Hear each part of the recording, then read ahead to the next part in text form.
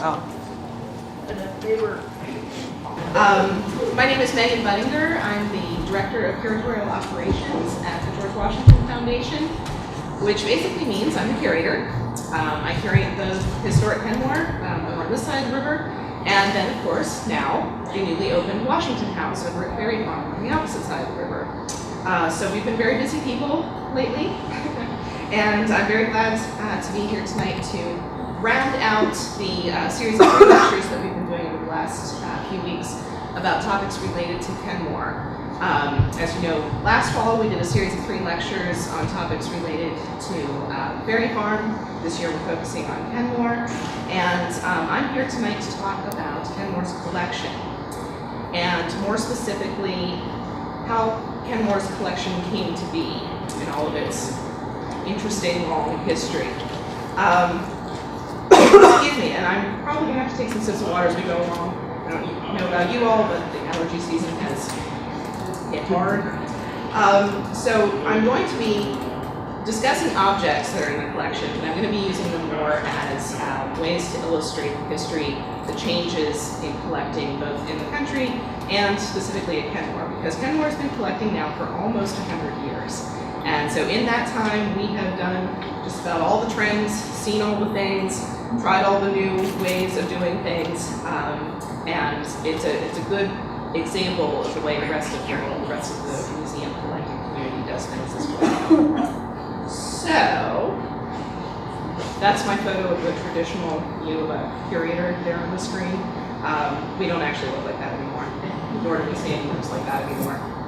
But when I typed in old school curator in Google image search, that's what popped up. So, to understand museum collecting and how it is evolved at Kenmore, we really have to look at Kenmore's history as a museum, not just its history as a house, but as a museum. But before I get to that, just a little historical refresher. I'm sure most of you know this already, that Kenmore was built in the early 1770s by Fielding Lewis and his wife, Betty Washington Lewis. They moved into the house upon its completion in the late fall of 1775 with 6 of their children. The Lewis family remained at Kenmore until 1797, at which time the property was sold out of the family, and thus began a long string of various owners. The 2 owners who probably had the most effect on Kenmore's history after the Lewises were the Gordons, who owned the house for much of the 19th century, and the Howards, who were the owners of the house at the very end of the 19th century, beginning of the 20th century. The Gordons were actually the ones who gave us the name Kenmore. The house wasn't known as Kenmore until the Gordons owned it. And the Howards are remembered as being the ones responsible for the very first effort to save and conserve Kenmore's famous plasterwork ceilings. So we give them a lot of credit for the fact that those ceilings are still there today.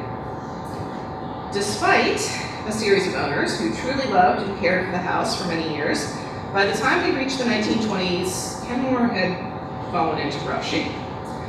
Here on the screen, you can see a photo of the east portico of Kenmore around 1922, and obviously things are looking a little rough here. The terraces, the garden terraces there are beginning to collapse, the stonework is sort of caving in. The interior, I am told, was in even worse shape, although interestingly enough, there are almost no images from this time period to show us exactly what was going on in the house at this time. At that point, in the early 1920s, it was owned by a local real estate developer, a name that many of you may have heard before, Peck Heflin, who at first had hoped to restore the house somewhat and turn it into luxury apartments. But he was quickly realizing that that was going to be a pretty massive undertaking, and maybe it was not the best idea. So he began floating the idea of actually tearing down Kenmore entirely and building a new apartment building on the property. Obviously, this idea greatly alarmed the local citizenry and kind of moved them finally, after many years, to do something about Kenmore. And so it was a group of local women, and it's always women in the early years of the historic preservation movement in this country. It's always women who lead all the charges. They got together and formed a coalition with the intention of raising money to purchase the property from Peck Heflin, and then, after purchasing the property, to restore the house, and then to open the house as a museum for the public benefit. Any one of those 3 ideas would have been a pretty monumental undertaking. These ladies decided they were going to do all of it. In the bottom photo, and I love this photo, if you can see it up close, it's just a hoot to look at all of these people.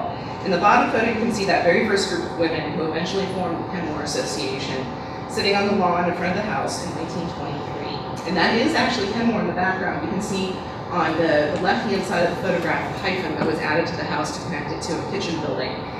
That actually happened in the 19th century, and then the ladies took it off the house because it was not appropriate to the original building. So believe it or not, that is actually Kenmore. It looks a little different than it does now. These ladies were led by the indomitable Mrs. Emily Minor Fleming, and the equally indomitable daughter of Mrs. Fleming, Miss Anne Fleming Smith, or as most of us know her today, Miss Annie.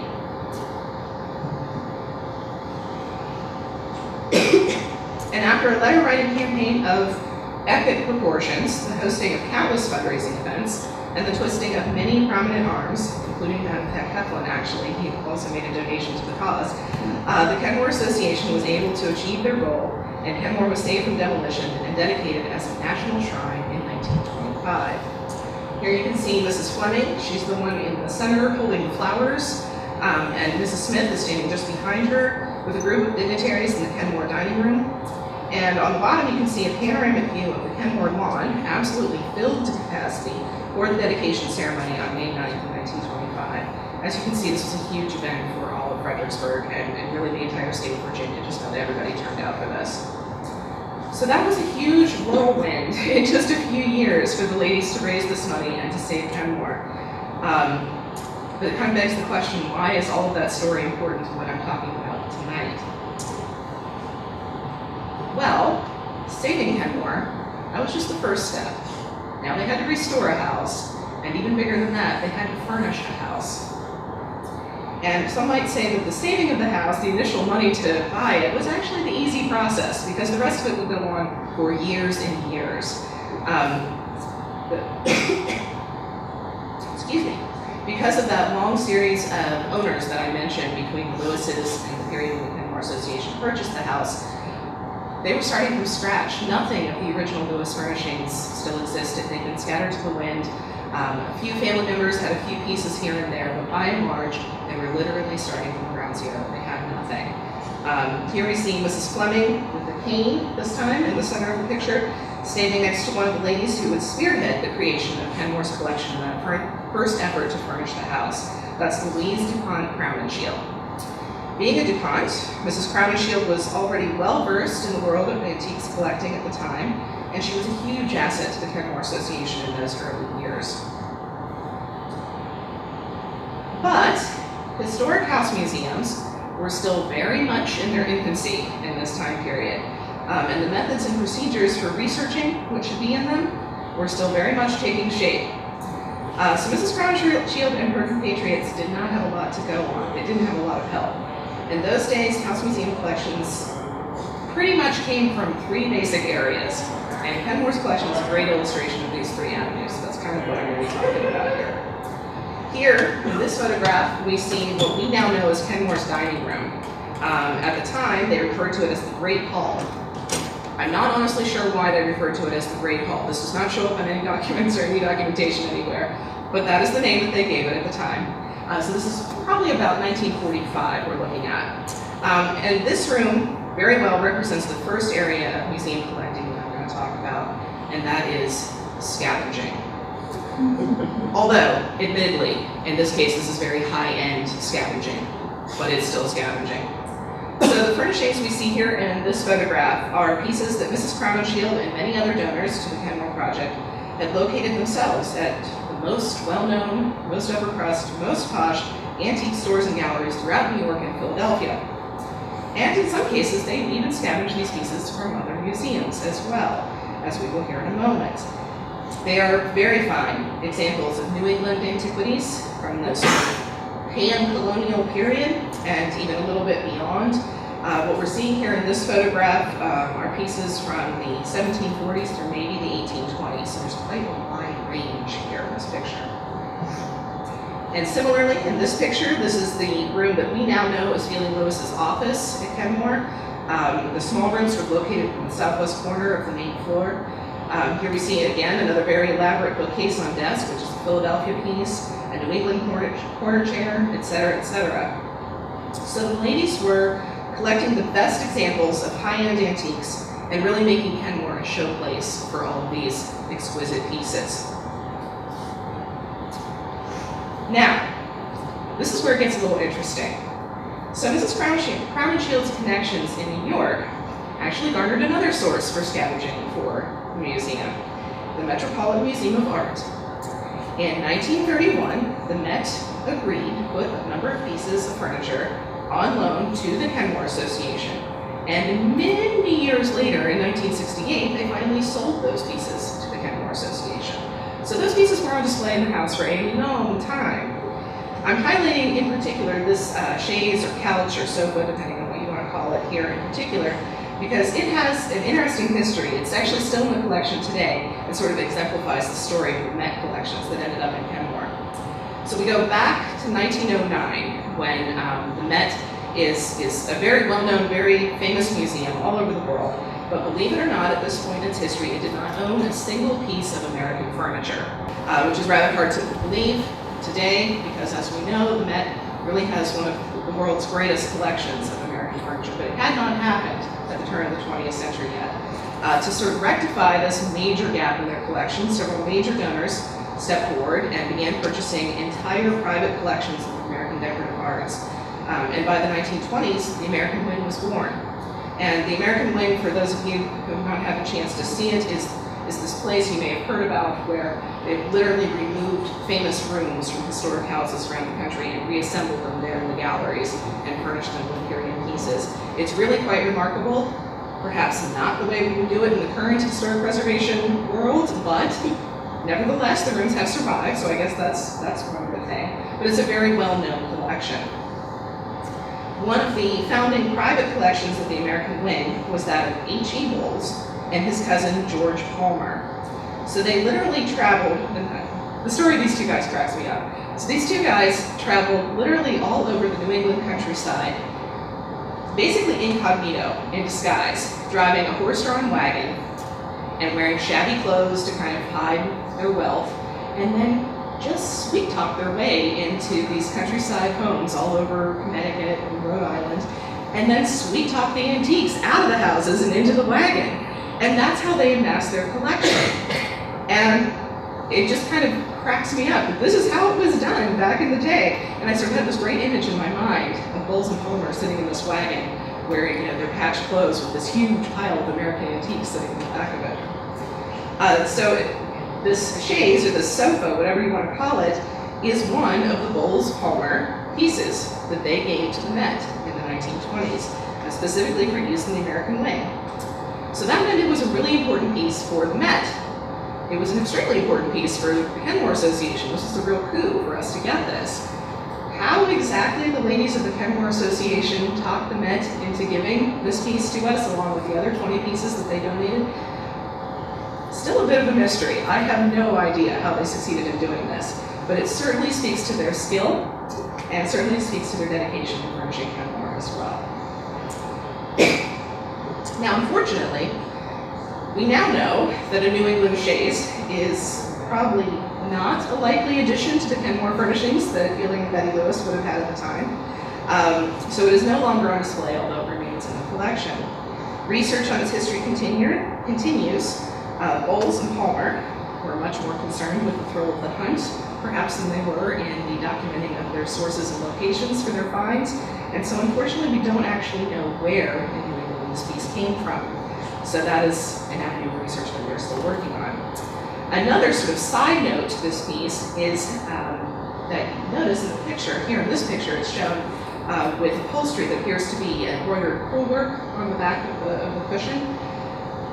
We know from the early photographs of it when it arrived at Kenmore, it didn't have that. It was not upholstered in that crewelwork. So at some point in its time at Kenmore, it was upholstered in this fabric, which upon closer examination turns out is a piece of a quilt.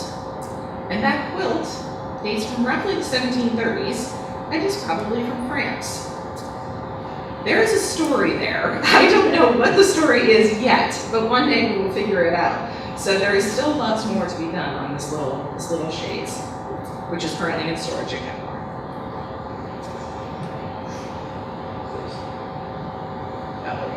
Oh, one last thing I'll say about the shades and the tea table that you saw pictured there, both from the Met collection. This is a picture from about 1945, and you see both pieces are being exhibited in this room. This is one of the bed chambers on the second floor.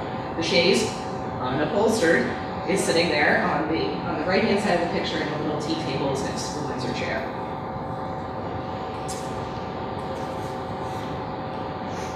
Now, on to a second source, the second source for collections at this time. And this is one of my favorites as well. Things that belonged to important people. Not necessarily your important person at your museum, just an important person somewhere. So any museum that has existed for as long as Kenmore has will have some oddities in their collection. This is a given. Things completely unrelated to the topic of the museum itself. And more often than not, these oddities are related to very important figures in history. This sort of harkens back to the days when museums actually were cabinets of curiosities. There was no theme or unifying characteristic, but rather the more unusual, the more rare, the more unique, the more strange your stuff, the more people would pay to come and see it. And while we don't condone that method of collecting anymore, it's not really the way we do things, that mindset was still hanging on very much in the early 20th century. So museums were often presented with odd things by a very well-meaning donor who thought it would be perfect for a two-headed turtle preserved in a jar to be displayed on Kenmore's dining room table. What would be better? That didn't actually happen, by the way. We've never had a two-headed turtle sitting on the table in Kenmore. But to be fair, we have to look at the context of what was happening in the historic house museum world at the time, in that there weren't very many historic house museums. In fact, there weren't very many museums, period, except for the major urban centers and a few smaller local historical societies. So if you own something related to an important historical figure, you didn't have a lot of options where to take it for safekeeping. So many of the earliest house museums ended up with unrelated, but still significant, items in their collections. Here we see Mount Vernon, which was really the first significant house museum, as we think of them today, to be saved, and that was in 1858. Here's Monticello. It was opened to the public in 1923, so we're talking right about the Kenmore time. And this one, believe it or not, is Gunston Hall, which looks nothing like that anymore. It was preserved in the 1930s, but didn't actually open as a museum until 1952. So as you can see, when Kenmore began collecting in 1923, it was fairly alone in Virginia. There weren't a lot of options for people. Which is probably how this tea set came to be in our possession in 1929. It was given to Kenmore by a lady from Washington, D.C. named Elsie Mae Paris. Apparently, Miss Paris had received it many years earlier as a gift from her godmother, Rosalie Ferguson. Rosalie had received it from her mother, Mrs. James Ferguson. And Mrs. Ferguson, the elder, had apparently received it from her friend, Eliza Hawley. Some of you may recognize that name. Eliza Hawley had received it from her father, who was Alexander Hamilton. Or so the story goes. According to Miss Paris, who donated the set to Kenmore, it had been the personal property of Alexander Hamilton and had been given to him as a gift by the Count de Rochambeau, who he had become acquainted with, of course, during the Revolution. Now, the set is indeed French porcelain, and it does indeed date to sometime between 1790 and 1810. But as with most of these important historical figure objects collected by museums in this early time period, trying to prove provenance is complicated at best and nearly impossible at worst.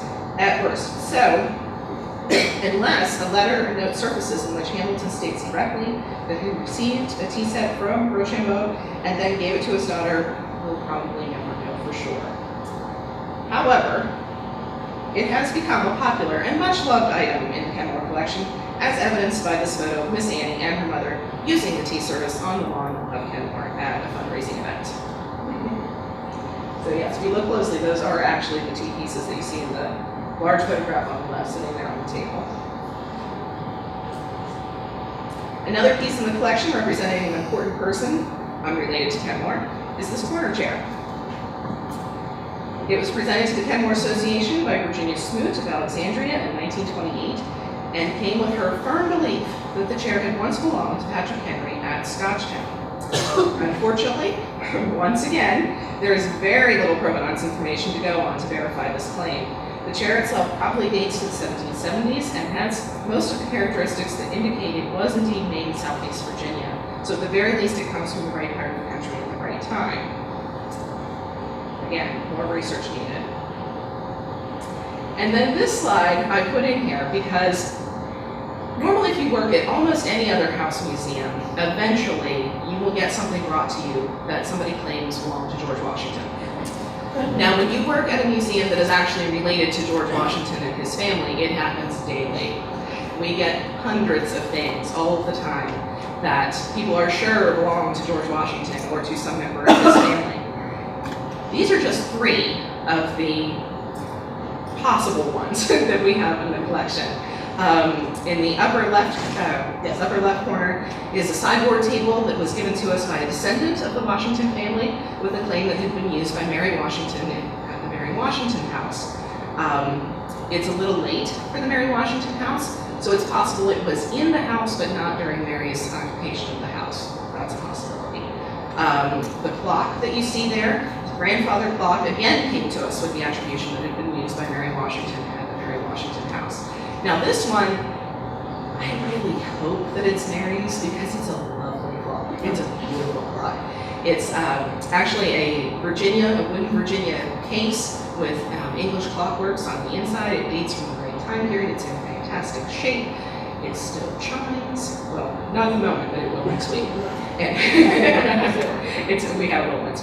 But it's a beautiful clock, and I truly hope that one day we can prove that it was Mary Washington's. However, I have found not a document to state that she ever owned a clock, or that there was a clock at the Mary Washington house while she was there, or that there was one at Ferry Farm, or that one was in her will, or one was sold at the fondue sale of her effects.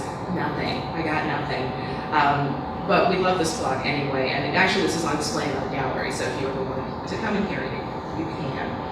And then in the lower left corner is a chair, and this is more common of the objects, the Washington objects that we get. It came to us from a descendant, a Washington descendant, who said her family always referred to this as the George Washington chair. And why did they refer to it as the George Washington chair?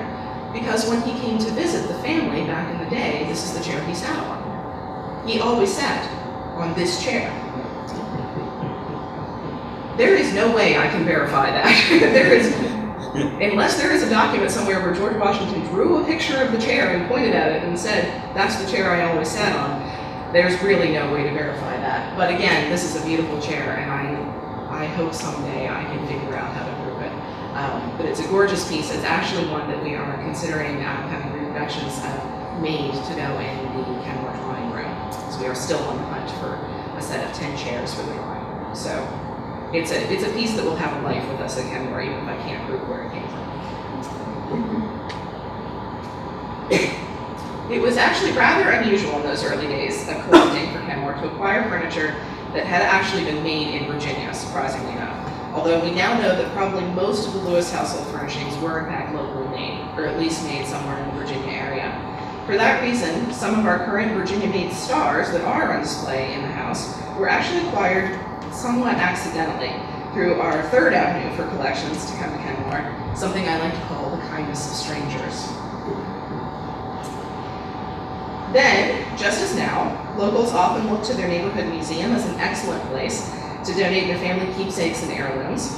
Sometimes this results in a lot of random odds and ends, and sometimes it results in some real finds, even if we don't realize it for quite a while. This is also true for antiques dealers as well. Many of our friends in the antiques world know what we're looking for and have known for many years what the Kenmore Association needed, and we'll let them know when a piece comes through the shop that might be interesting to them. Sometimes good, sometimes bad. Here on the screen you see we have a black walnut clothes press, which is currently on display in Feely Lewis's office. It was given to the association in 1928 by someone who had picked it up at a Richmond antiques dealer, or picked it up from a Richmond antiques dealer, and was then several years later told that it was not an example of fine American craftsmanship at all and really had not much value. That person then gave it to us. We now know, however, lucky us, that this is a piece by the Virginia cabinet maker Mardoon Eventon, who worked in Prince William County for most of the second half of the 18th century. His pieces are now highly prized, as Virginia furniture is a hot commodity these days, and not much of his work has survived. It is especially unique, as you can see on the side there for the door, that reveals a series of cubby holes with organizational dividers, which are rather unusual for a clothes press, and were no doubt made as a custom request for whoever originally owned the piece. So this was a big discovery for the Kenmore collection, and it had been hiding in plain sight for decades. An added bonus, and this was just icing on the cake, came when Feeling Lewis's 1781 probate inventory was examined for the first time, and it lists literally one black walnut clothes press in his office. We had it in the collection full time. So that's just providential. Now just as a, you're not gonna be able to see that very well up there on the screen. I promise there's an inscription there on that piece of wood that I am showing you, and I will read it to you.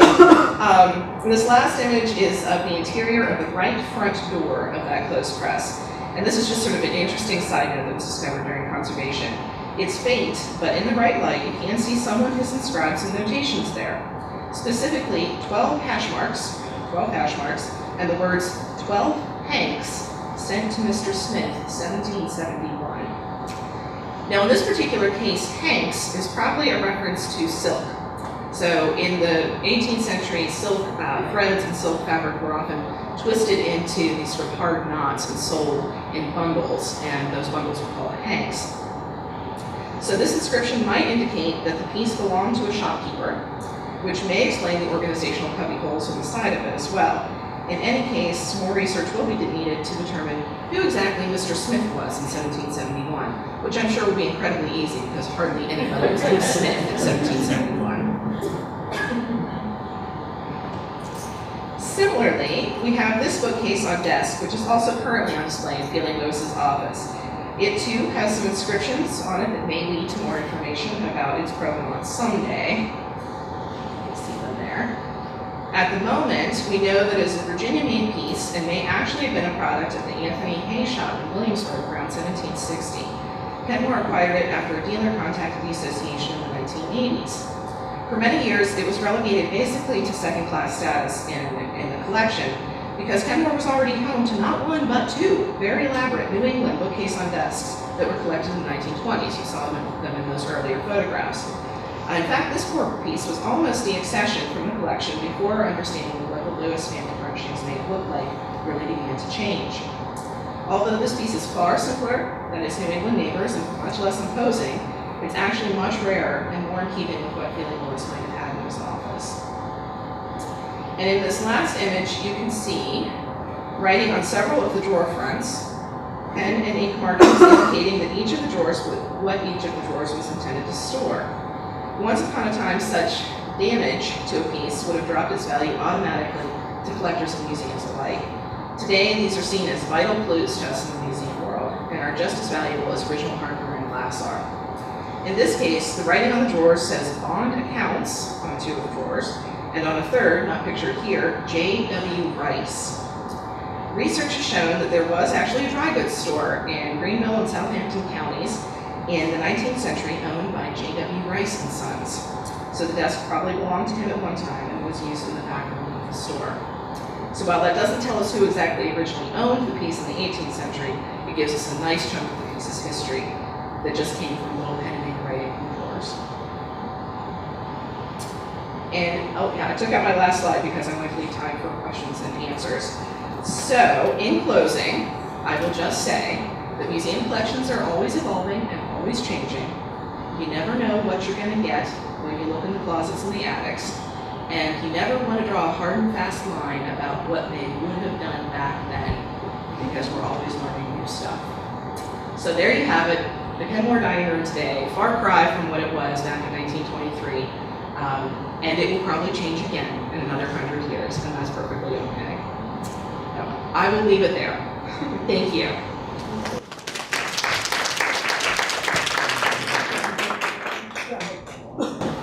So any questions? Yes? Did they leave any records of how the house was set up when they occupied it? That's a really good question. No, they did not. In fact, and this is one of those astounding facts about Kenmore that I just can't quite get over, no one has ever found a description, a contemporary description of the interior of Kenmore ever.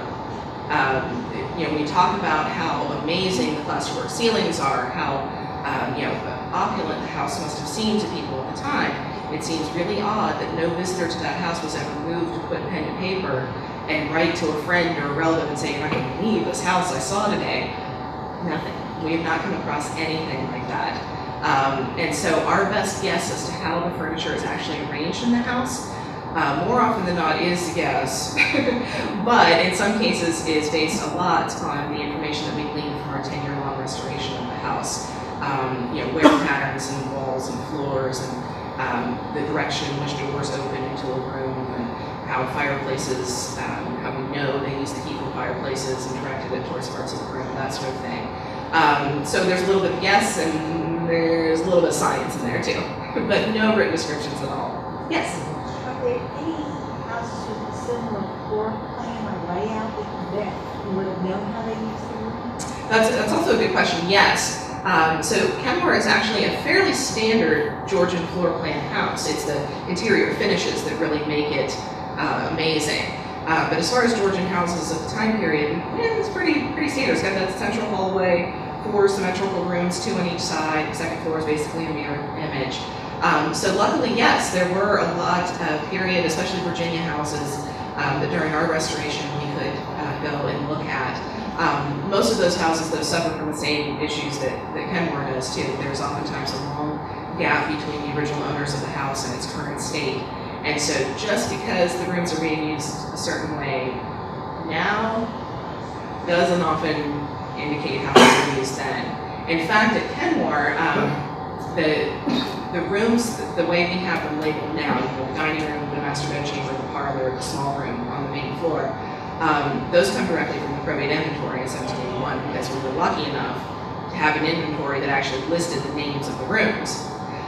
However, prior to our restoration, we weren't actually sure which room on the main floor matched that name in the probate inventory. And so there was a sort of a round robin of rooms for about 60 years in Kenmore. Sort of like every 5 years they would decide, oh no, this was the dining room. Oh no, wait, this was the parlor. And it wasn't until the restoration until we actually found some physical clues, namely how there were carpet tacks in the floor in the dining room. There were the way in which the shelves in the closets had actually been attached, told us how much weight the shelves could have supported, and then we could tell from the list of items in the closets whether they would have been on heavy shelves or lightweight shelves. That's getting into a whole other subject area. But basically, we could look at other houses, but oftentimes the same gaps in knowledge were still there in those houses as well. Yeah? Would you tell how they got the carpet? The Carpet that's there now. Oh, this carpet, how we got it, or how Lewis's originally got it? How you got it? How we got it. So yes, I just mentioned the carpet tacks in the floor of the dining room. Specifically, one carpet tack was found in the last original floorboard remaining from the dining room flooring. As many of you probably know, Kenmore was used as a surgery after the combined battles of Fredericksburg. And so the flooring in the dining room had been utterly destroyed and it all had to be ripped out. And we thought during our restoration there was nothing of the original flooring left. Turned out there was one last little tiny board in the threshold of the dining room doorway. And got down there with magnifying glasses, they actually found a couple little tacky holes. And then there was actually a little tiny carpet tack still in one of them. And when they pried that out, it actually still had little carpet fibers wrapped around it. And they were able to put those carpet fibers under a microscope and determine that one, they were wool, had been dyed wool, and that they dated from roughly the last quarter of the 18th century. And they were able to actually chemically analyze those fibers to determine what the color was that they had been dyed, which came back as this very brilliant red color here, which in the period was known as Chinese red. And so we went from not thinking there was anything on the floor of the dining room to knowing that there was in fact a carpet on the dining room floor. It was indeed wall to wall, if it had been tacked all the way in the threshold of the doorway, and that one of the primary colors in it had been Chinese red. That's a lot of information to get from one little carpet tack. And so we took that information to the Grosvenor Wilton Carpet Company in Kidderminster, England, which is the same Wilton Carpet Company that has been looting these carpets since they began. And they still maintain, believe it or not, their 18th century archive of carpet pattern catalogs. And And they were able to tell us that in this time period, there were 3 patterns available that used Chinese red. So we picked one for free. So we have a 1 in 3 shot of having the right carpet on the floor at Kenmore. We picked this particular one because you can kind of see in this image a lot of the patterns in it are floral, sort of floral medallions. Kind of echoes the description or the sign on the ceiling in the Kenmore dining room. So that in a, sort of a very quick nutshell is how we ended up with the carpet that we have today in Kenmore. So to kind of piggyback off the other side of her question, describe for us the process of how the Lewises would have done that. Well, actually, today we get on the internet, we look up and we click 9x13 right. ship Overstock.com. Yeah. Right. So for them, it actually was probably easier because they would have had very little say in what their carpet was. We know that the Lewises had buyers that worked with them in England. They would send loads of tobacco or goods, trade goods, whatever, on peeling ships. A buyer would sell them for them and then either send money back or Fielding would send him a list of things he wanted him to procure in England for him. This was a great system. A lot of the Virginia gentry used it. The problem with it was that it was sort of up to the buyer what they actually got. So he probably could have sent dimensions and said, I need something that will fit a room this size. And then it was up to the buyer after that. He probably could have stipulated a few other details, but by and large, whatever showed up with the dock was what he was stuck with. So believe it or not, it was probably actually a little easier for him. They kind of accepted that, that that's the way it was. Yeah. Now, when you bought this carpet, they didn't have anything this wide. So who was it that sewed the pieces together so you couldn't tell? So there is an installation company that does almost exclusively this kind of carpet installation up in Cincinnati. And you're going to ask me to say the name of the company. It's Grafrere Brothers. I think I'm saying that correctly. It's a very lengthy German name that has lots of vowels in it. Very nice gentlemen who have been doing this for years and years and years, and they literally sat on the floor in Kenmore and stitched all the pieces of the carpet together over the course of 3 days.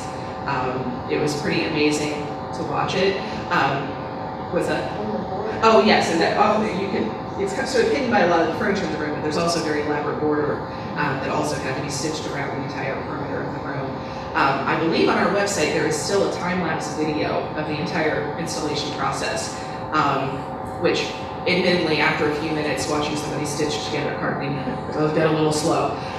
But it shows the entire process start to finish, so it is quite interesting. I think it's a 12-minute video in total. Yeah. Why was it chosen to have red check on the chairs? Oh, well, that was more or less because of carpet.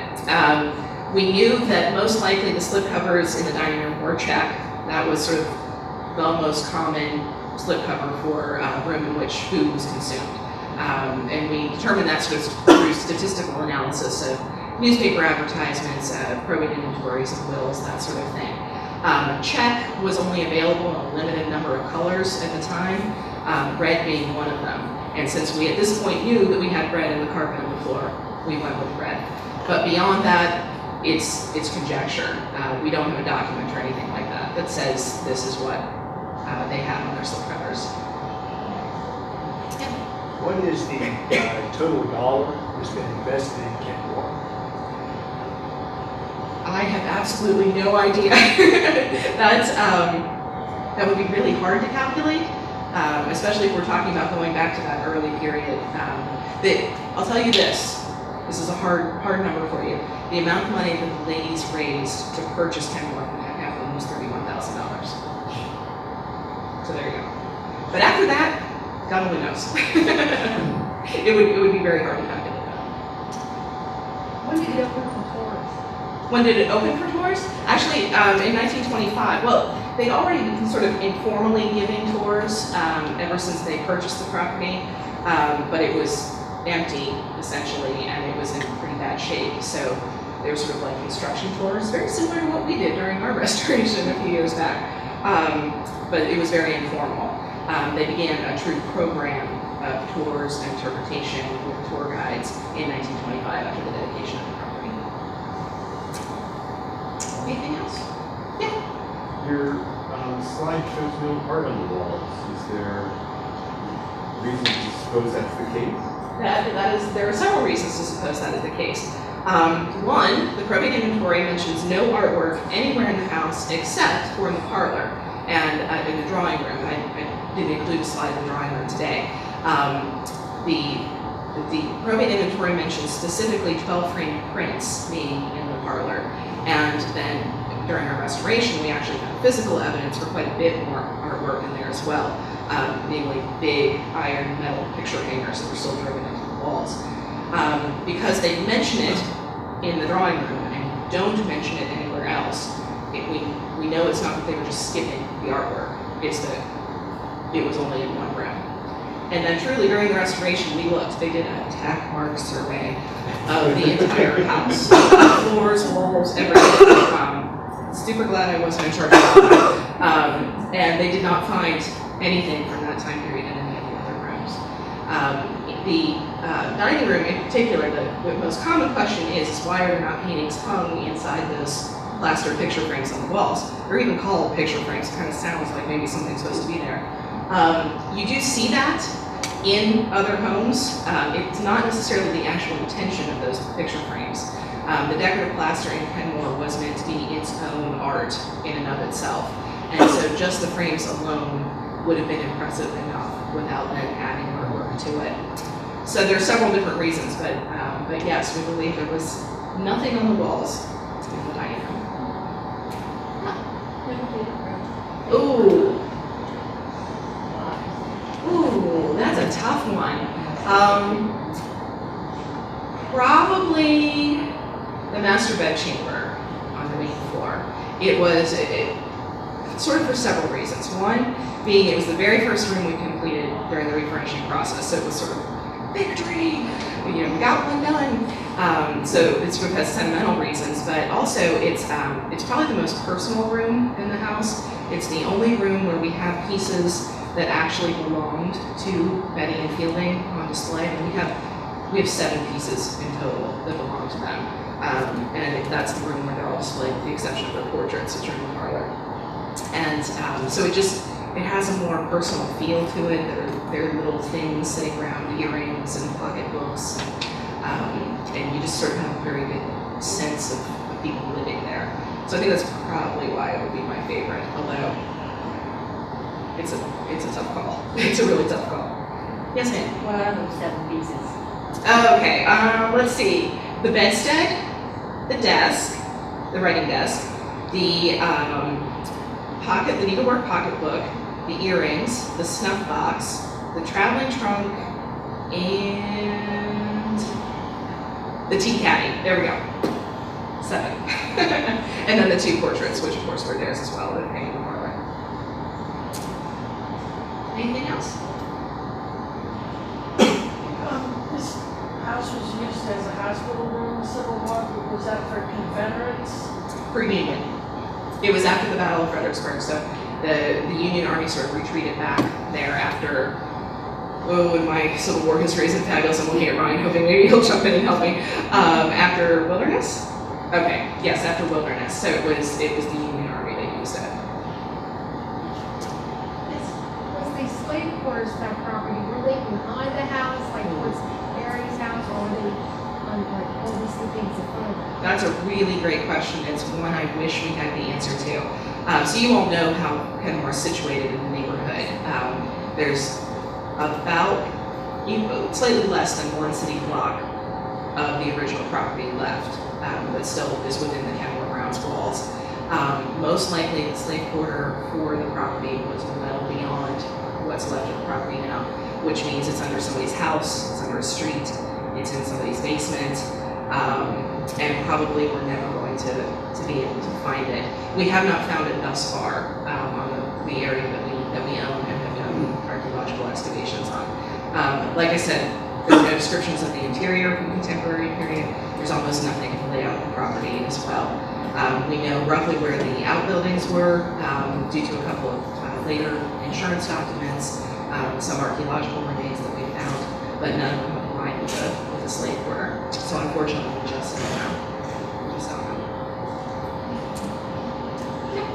two things. What is to talk about next week? Oh, we're done. Tonight's our last one. It says, the first day, 15th, yeah. Okay, I just want to say there's a going to be Shakespeare on the Lawn the second and third weekend of June. That is correct. Yes, you can come Thank visit. you very much. Yes, thank you very much. You can come join us on the lawn for the annual Shakespeare event. As You Like It is the play this year. It's always a good time. Lots of fun. All right. On that note, thank you very much.